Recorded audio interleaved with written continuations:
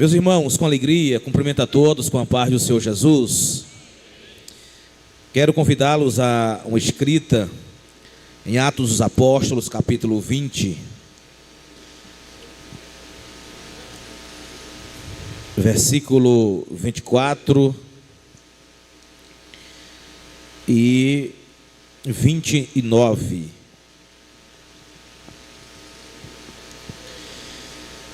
Quero louvar a Deus pela oportunidade de estarmos aqui, mais uma terça-feira,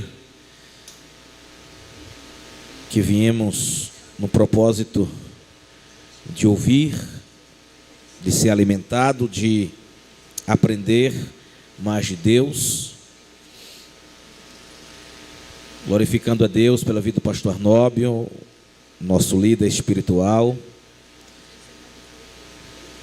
Glória a Deus, pastor Genival Bento, co-pastor, que está aqui na direção do culto, pastor Márcio e demais companheiros que estão na minha retaguarda, a igreja do Senhor.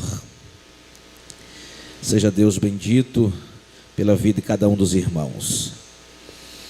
Capítulo 20 de Atos, versículo 24, está escrito: mas em nada tenho a minha vida por preciosa, contanto que cumpra com alegria a minha carreira e o ministério que recebi do Senhor Jesus, para dar testemunho do evangelho da graça de Deus.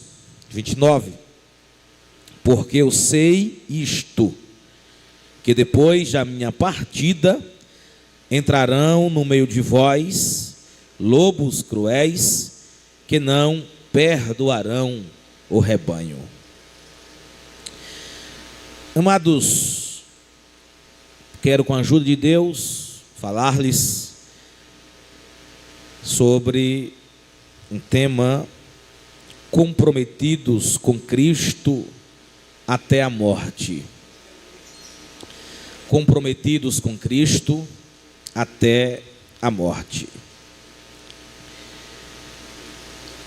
Irmãos, falar de Paulo, em especial no seu contexto histórico, bem como nas verdades doutrinárias que ele ensinou, instruiu a igreja, é algo fabuloso.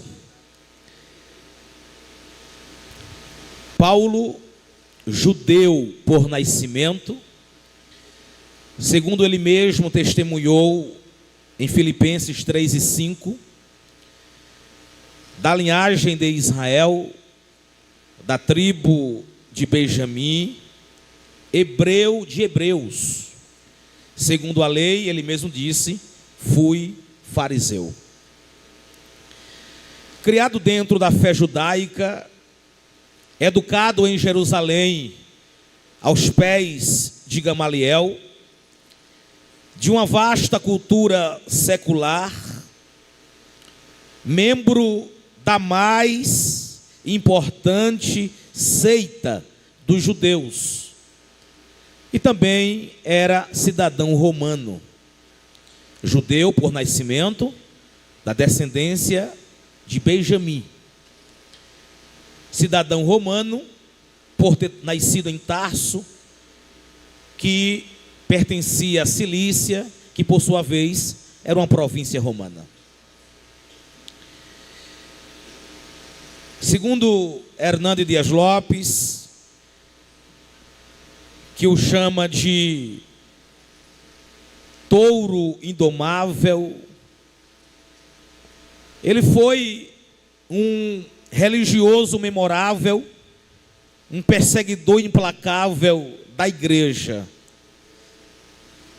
mas foi convertido ao evangelho quando Jesus o encontrou no caminho de Damasco, de conhecimento de todos, e tornou-se um vaso escolhido para levar o nome de Jesus aos gentios e judeus. De pedra bruta foi lapidada para tornar-se pregador do evangelho, sendo o maior evangelista, o maior teólogo, o maior missionário, o maior plantador de igrejas, o maior líder do cristianismo, o maior escritor da nova dispensação em números de livros. Evidentemente que em número ou em conteúdo foi Lucas, apesar de apenas 2 livros: o evangelho que leva o seu nome, Evangelho segundo São Lucas, e Atos dos Apóstolos, o escrito da história da igreja. Esses 2 volumes, na verdade, partes de um único compêndio, é o maior em conteúdo do Novo Testamento. Mas em número de livros foi Paulo, foram 13 epístolas. Quando Paulo ele foi direcionado por Deus para cumprir a sua chamada, a Bíblia diz no capítulo 13 do livro de Atos, que na igreja de Antioquia da Síria, que era a base missionária, havia lá profetas e doutores, dentre eles Barnabé, Simeão, Lúcio, Manaém e Barnabé e Saulo. Ora, eles todos estavam servindo a Deus, eles todos estavam em comunhão, e num jejum de um determinado dia, o Espírito Santo achou por bem falar, dizendo: apartai-me a Barnabé e a Saulo para a obra a que os tenho chamado. E pela imposição das mãos, eles foram enviados para cumprir esse chamado. É bem verdade que passou por Salamina, Pafos, Perge, Antioquia da Psídia, fazia parte da Galácia, Icônio, Listra, Derbe. Depois retornaram para Antioquia e precisaram enfrentar a primeira reunião, a primeira Assembleia Geral, capítulo 15. E depois, retornando, já agora não era Barnabé companheiro de Paulo, e sim Silas. Eles passam pela Síria, pela Cilícia, e já toma Timóteo, que havia sido convertido por ocasião da primeira viagem. E quando Paulo retorna para confirmar a fé dos irmãos, Timóteo já era um discípulo, filho de uma judia, que era crente, mas o seu pai, não crente, que era grego. Eles passam pela Samatrócia, Neápolis e chegam em Filipos. É bem verdade que aqui em Troade, Paulo, na verdade, teve uma visão que um varão macedônio lhe apareceu pedindo ajuda, pedindo socorro. A intenção de Paulo era permanecer pregando na Ásia. Ele intentou ir para a Bitínia, porém o Espírito de Jesus lhe proibiu exatamente isto, porque a agenda, o propósito, deveria partir de Deus e não de Paulo. Quando Paulo acorda, ou amanhece aquele dia, ele entende que Deus o havia designado para a Europa. E chega em Filipos. E depois de Filipos, Paulo passa em Tessalônica, Antitessalônica, de forma rápida. Ele passa por Anfípolis e Apolônia. Em Tessalônica, ele prega o evangelho por 3 sábados consecutivos. Foram 21 dias, praticamente, pregando, interrogando, fazendo perguntas. Ele disputou com eles sobre as Escrituras.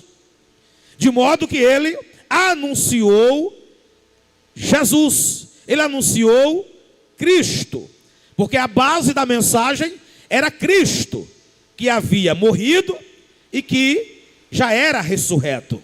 Esse era o teor da mensagem. E Paulo, quando sai de lá, vai para Bereia, de Bereia vai para Atenas. De Atenas, ele precisa ir para Corinto.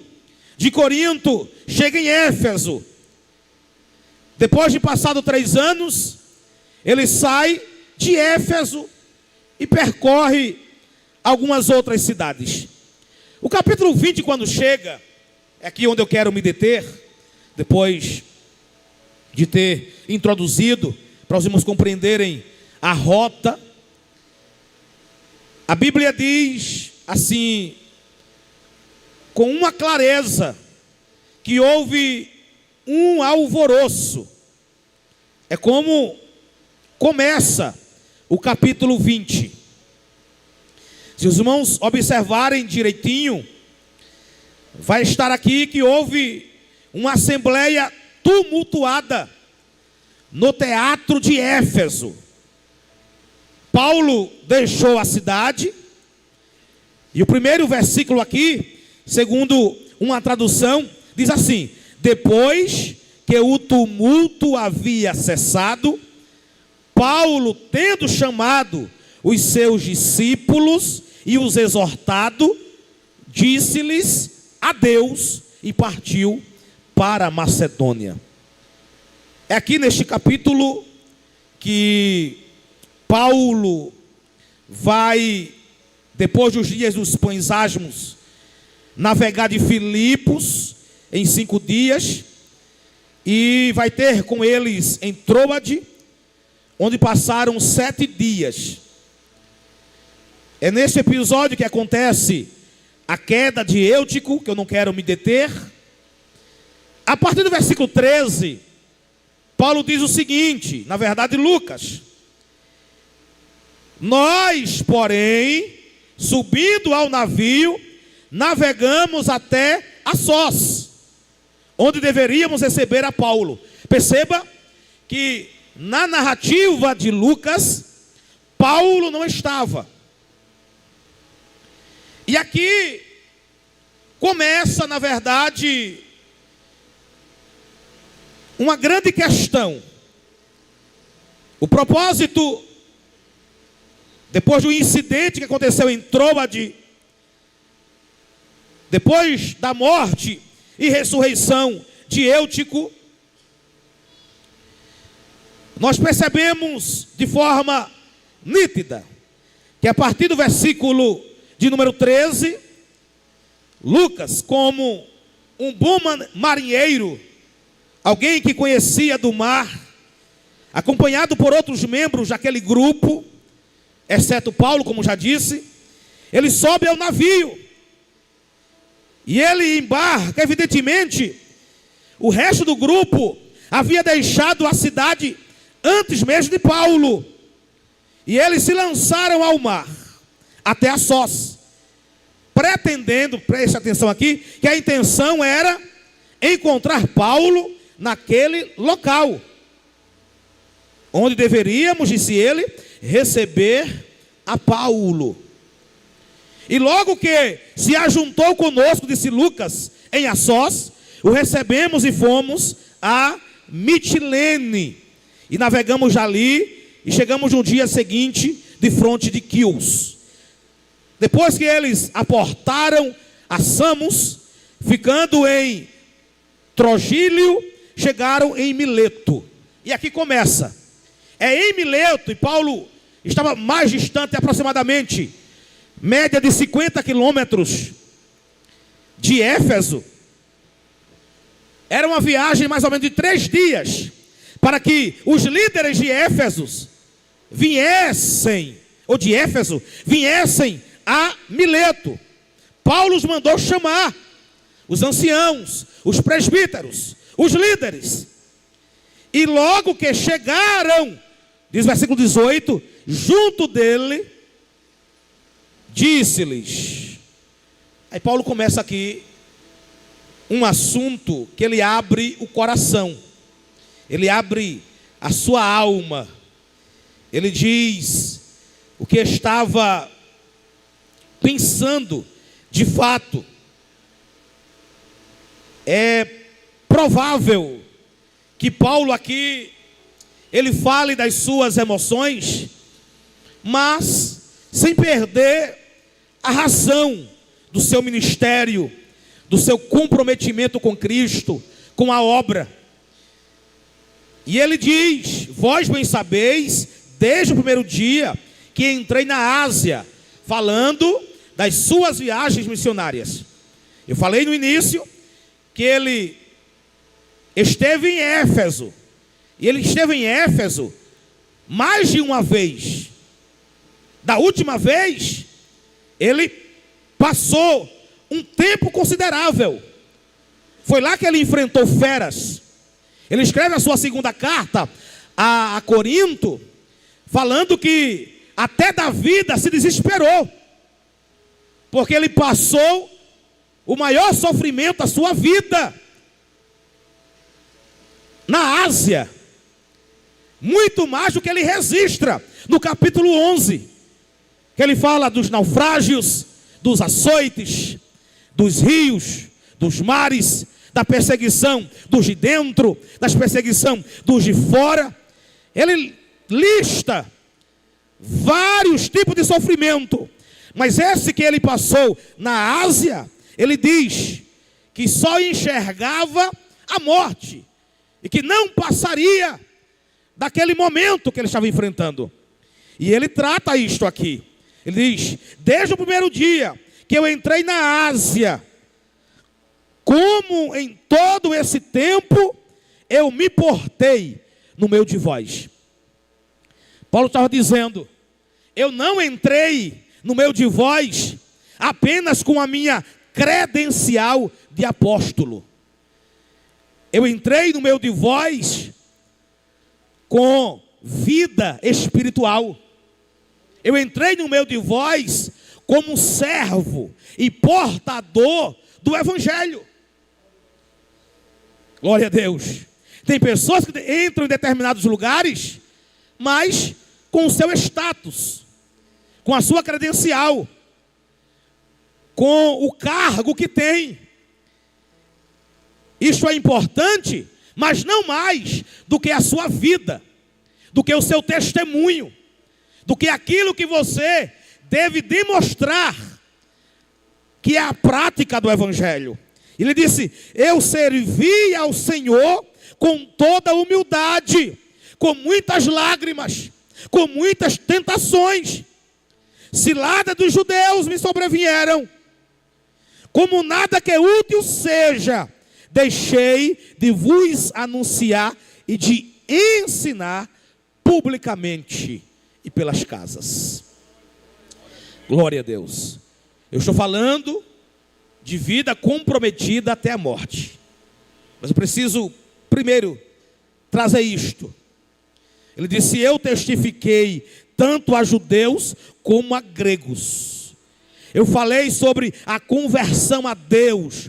Eu falei sobre a fé em Jesus Cristo. E agora, eis que eu estou ligado pelo Espírito e vou voltar para Jerusalém. E voltando para Jerusalém, eu não sei o que lá há de me acontecer. Ele disse assim: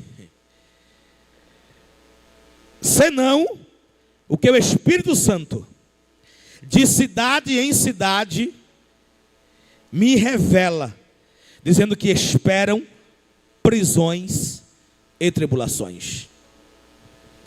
Mas, é aqui o texto: em nada tenho a minha vida por preciosa. Tem uma versão que diz: mas de nenhuma destas coisas eu dou importância. Ele estava falando de ciladas, perseguições, prisões, tribulações, ameaças e até sujeito à morte. Mas ele disse: nada disso me importa. E nem tenho por preciosa a minha vida, contanto que com alegria eu cumpra a minha carreira, o meu ministério, aquilo que eu recebi do Senhor Jesus. Está falando aqui de trabalho, de comprometimento, daquilo que ele foi chamado para fazer.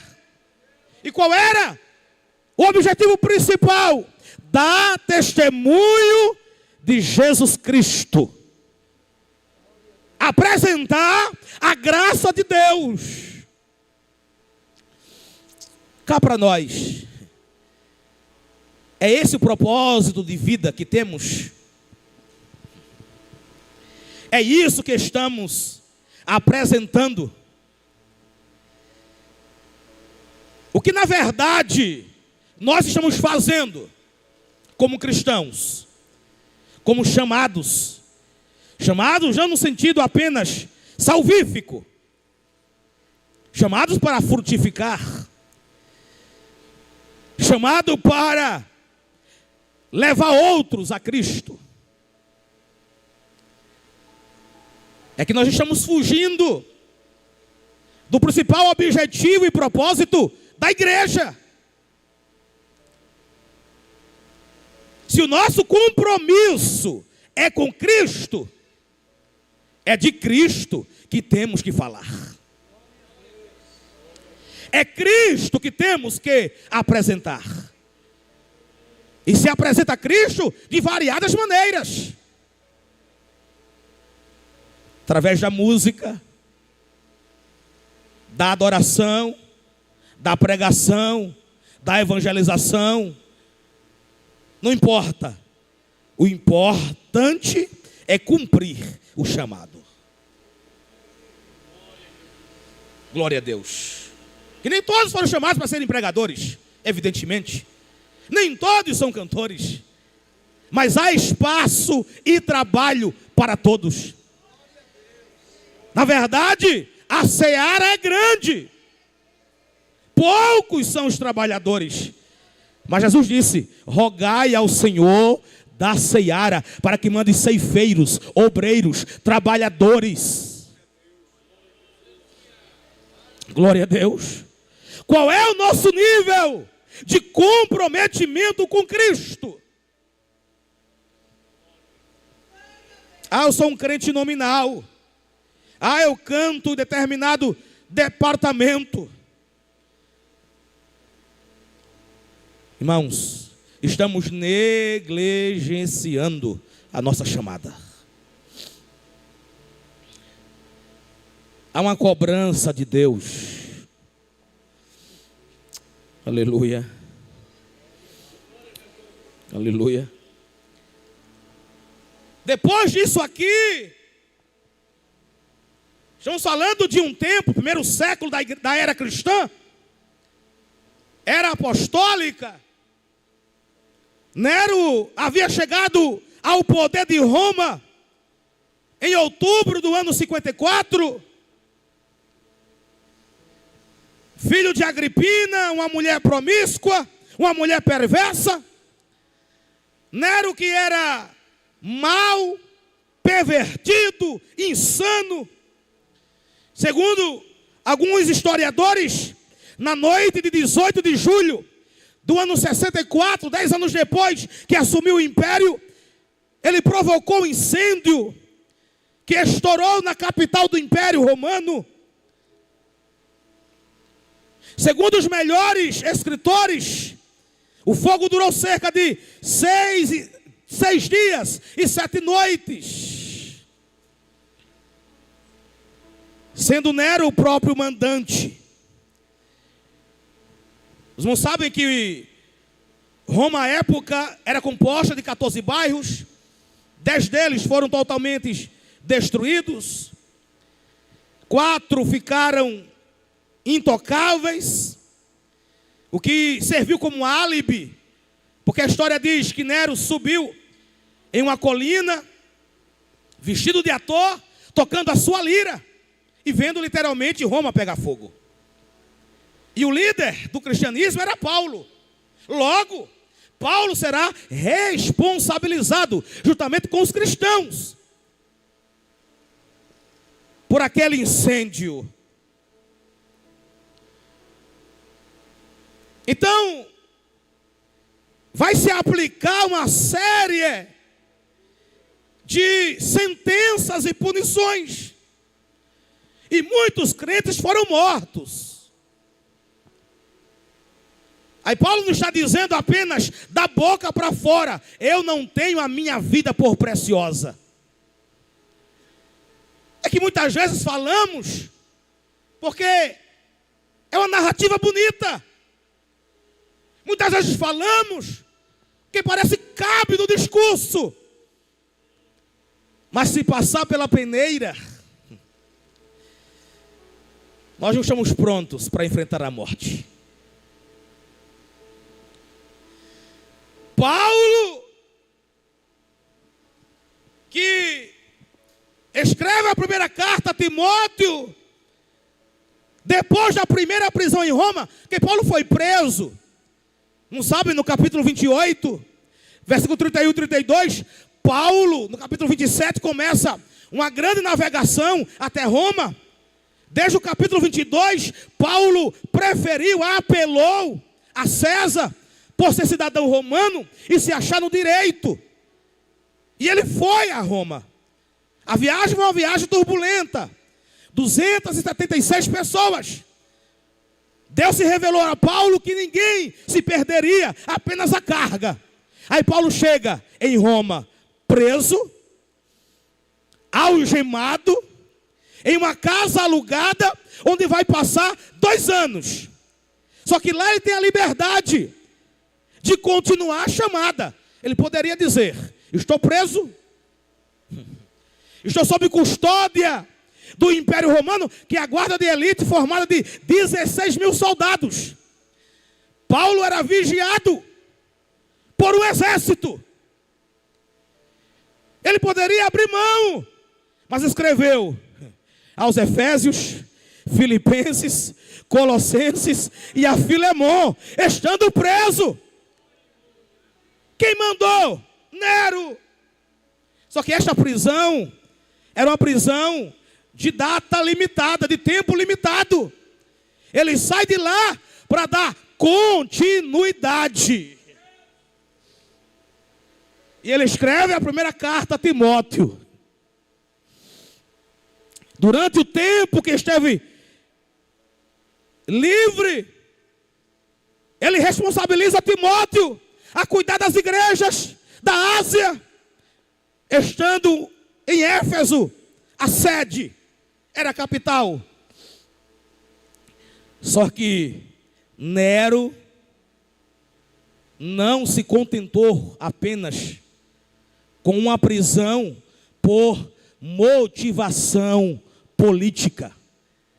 A motivação religiosa para prender Paulo pela segunda e última vez em Roma ainda viria. E Paulo é preso. E ele escreve a sua última carta. Olha aqui o versículo que nós lemos de Atos 20 e 29, ele diz: porque eu sei isto, que depois da minha partida, essa partida aqui era uma partida de um lugar para o outro. Ou seja, os efésios não viriam mais o seu rosto, como ele disse aqui. Era apenas transição de uma obra para outra. Era apenas um processo do seu ministério. Mas o termo partida que ele usa a Timóteo, ele diz: o tempo da minha partida está próximo. No grego, análusis. É tão interessante isto aqui, para os irmãos terem uma ideia. Deixa eu apenas fazer um trocadilho. A primeira prisão de Paulo em Roma, por motivação religiosa. A segunda prisão de Paulo, por motivos políticos. A primeira prisão estava ligada à perseguição judaica. A segunda estava vinculada ao decreto do imperador. Da primeira prisão, Paulo saiu para dar continuidade à obra missionária. enquanto na segunda ele sai para o martírio. Então Paulo, ele foi preso numa masmorra ou prisão chamada Marmetina. Uma cela úmida, uma cela fria, uma cela insalubre. E ele, que já havia sofrido perseguições, privações, ausências de amigos.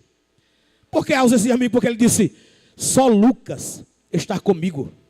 Demas me abandonou, amando o presente século. Era um cooperador de Paulo. Quando viu o líder ser encurralado para a morte, Demas, foi embora. Covardia. Timóteo, procura vir ter comigo depressa. Traz a capa que eu deixei em Troade. Vem antes do inverno. Se eu já não estou suportando o frio, com o inverno aqui eu vou congelar. Mas traz também os livros. Eu preciso de uma capa para aquentar, esquentar o meu corpo. Mas eu preciso de livros para alimentar o meu intelecto. Mas não apenas isto. Traz os pergaminhos, traz a Bíblia, em outras palavras, as Escrituras, que eu quero alimentar o meu espírito.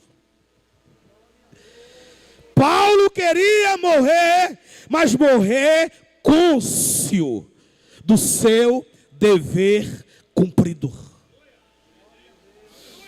Por isso ele disse: combati o bom combate, acabei a carreira e guardei a fé. Essa mensagem que nós vimos muitas vezes, principalmente em velórios, em funerais, e muitas vezes somos não verdadeiros, para não dizer mentirosos, que é pesado.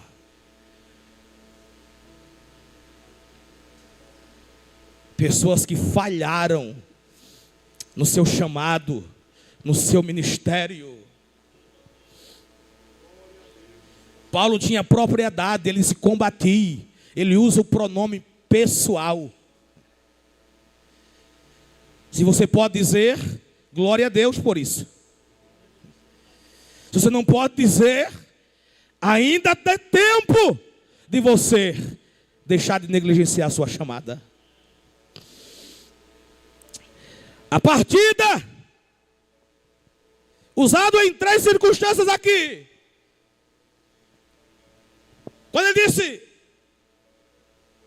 aos bispos asiáticos, em especial de Éfeso: contanto que cumpra a minha carreira, ele estava dando significação àquilo que ele havia catalogado. E aqui eu concluo para dizer-lhes que cumprir a carreira e se comprometer com Cristo até a morte, aleluia, significa aliviar alguém de uma carga, significa descansar das fadigas, mas isso só a morte ou o arrebatamento. Significa levantar acampamento, significa deixar a tenda temporária para voltar para casa depois de cumprir. Aleluia. Significa desatar o barco e singrar as águas do rio e atravessar para o outro lado. Será que estamos prontos para aliviar a carga que recebemos? Porque esta vida nos acarreta de cargas sofridas. Será que estamos prontos para levantar acampamento e deixar nossa tenda temporária para voltar para casa? Será que estamos prontos de desatar o barco e singlar as águas e navegarmos até o outro lado e atravessarmos e dizer, valeu a pena, como as irmãs cantaram? Será que poderemos dizer, olhando para Jesus, valeu a pena? Isso é se chegarmos lá.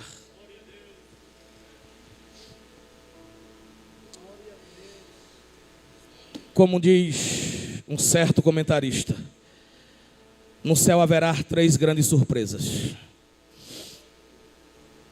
A primeira é: eu cheguei.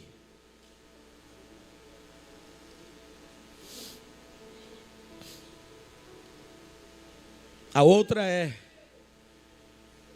cadê fulano que não está aqui? E a outra: menino, menina, chegaste. Por negligenciarmos, preste atenção,